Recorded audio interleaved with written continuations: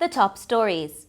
Prime Minister Freundel Stuart defends UE tuition fees, a plan to get vendors off the ABC highway, and Pelican Village to be revitalised. Welcome to Nation News for Friday, February 6, 2015. I am Janelle Ward.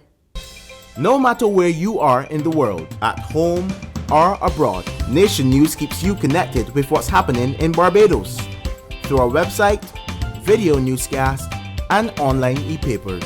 So stay connected with Nation News. Your news, your time, your way. Prime Minister Freundel Stuart has been defending his government's decision to make Barbadians studying at the University of the West Indies pay more towards their tuition.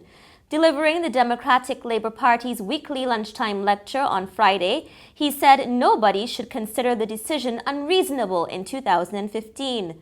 Prime Minister Stewart said spending less on tuition allows government to channel its funds in other critical areas. He told the gathering government's position on healthcare was the same. Those who could afford to pay would be asked to carry part of the burden. Attorneys for the Financial Services Commission and the judicial managers of CLICO went to court today to hash out whether the latest forensic audit of the insurance company should be unsealed. The FSC believes the document should remain private, while judicial manager Deloitte Consulting believes the time has come to make it public. The matter was adjourned. The Ministry of Transport and Works will be setting up vending facilities in Graham Hall, Christchurch in a pilot project aimed at getting vendors off the ABC highway. A release from the ministry said the move was due to concern over the number of vendors plying their trade on the highway and the implications this has for the safety of road users. The release said Cabinet has also agreed to the establishment of other facilities at Wildy, Rendezvous and Haggett Hall. The chief town planner has approved the plan and set out a number of conditions. Among them, vendors should not The chief town planner has approved the plan and set out a number of conditions. Among them, vending should not take place between 7:30 and 9:30 a.m. on weekdays. The Barbados Bar Association has made it clear that it does not have the power to discipline lawyers. Speaking during a media briefing on Thursday, President Tariq Khan stressed that this power rests with the disciplinary committee, which is separate from the Bar Association. I want to make clear, the Bar Association represents lawyers.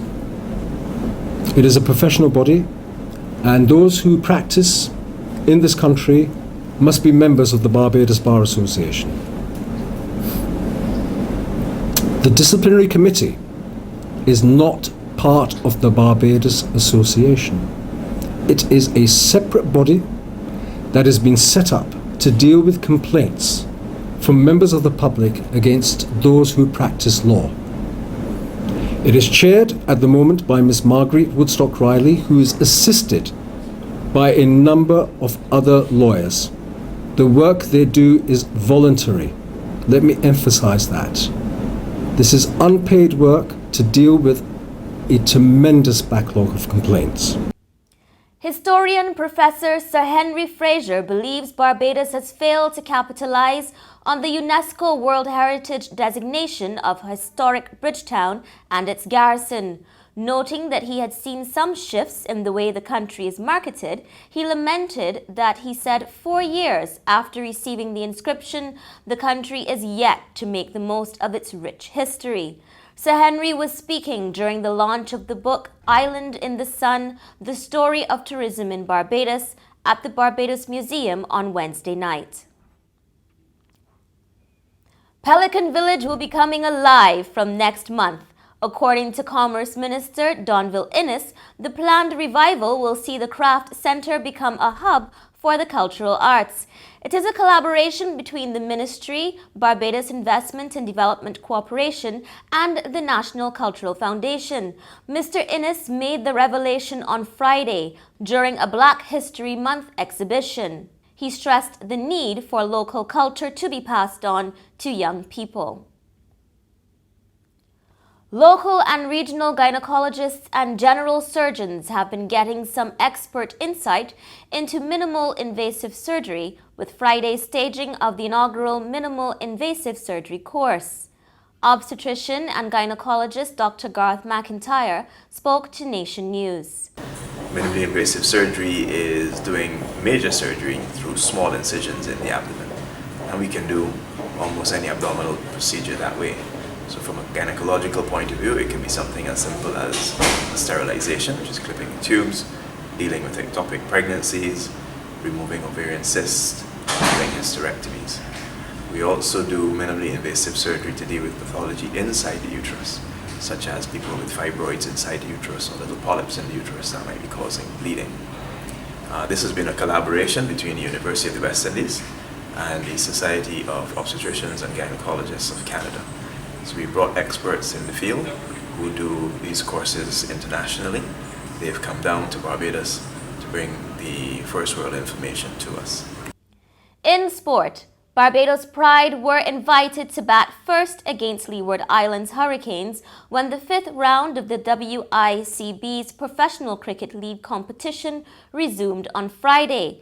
Captain Craig Brathwaite scored 72, and after 74 overs, the Pride were 134 for 4. You can read the details on nationnews.com. Meantime, the greatest cricketer of all time, Sir Gary Sobers, has been offering his words of wisdom to the 20 players training for the Barbados Pride. He spent more than 4 hours on Thursday with batsman Kevin Stout and Kenroy Williams, as well as fast bowler Tino Best. And finally, an Alaska man who attempted to walk 50 miles between two villages at 35 degrees below zero was found in good shape 4 miles away from his destination. Lawrence James, 52, wore heavy winter gear and walked non-stop.